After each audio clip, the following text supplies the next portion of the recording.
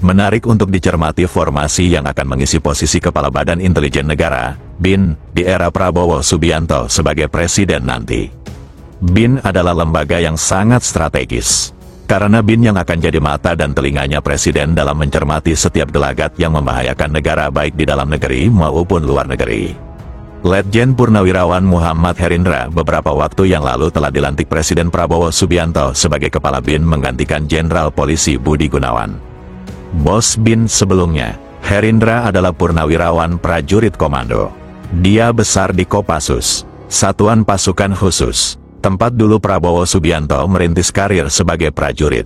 Herindra tercatat sebagai lulusan Akmil tahun 1987. Dia lulusan terbaik Akmil Prai Adi Makayasa. Karir Herindra malang melintang di Kopassus. Saat masih perwira muda, Herindra pernah jadi anak buah langsung Prabowo yang ketika itu adalah Danjen Kopassus. Artinya, Herindra bukan orang asing bagi Prabowo.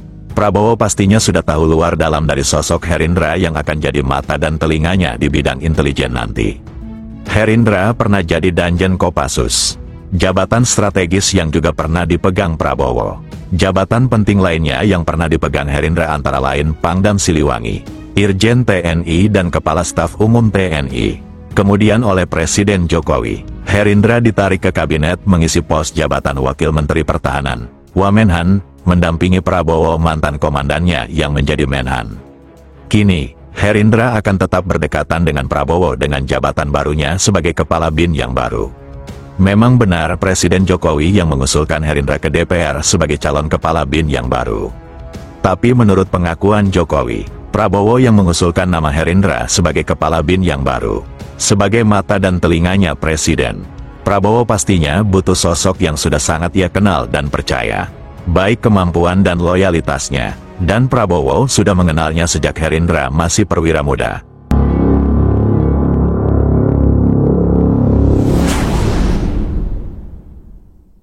Yang menarik adalah posisi Wakil Kepala BIN. Awalnya, posisi ini dipegang oleh Letjen I Nyoman Cantiasa. Sama seperti Herindra, Cantiasa juga adalah lulusan terbaik Akmil. Cantiasa adalah lulusan terbaik Akmil tahun 1990. Karir Cantiasa juga malang melintang di Kopassus. Bahkan sama seperti Herindra, Cantiasa juga pernah jadi Danjen Kopassus atau orang nomor 1 di Korps Baret Merah. Cantiasa pun bukan orang asing bagi Prabowo Subianto. Cantiasa pernah jadi anak buah langsung Prabowo saat Presiden terpilih ini memegang jabatan Danjen Kopassus.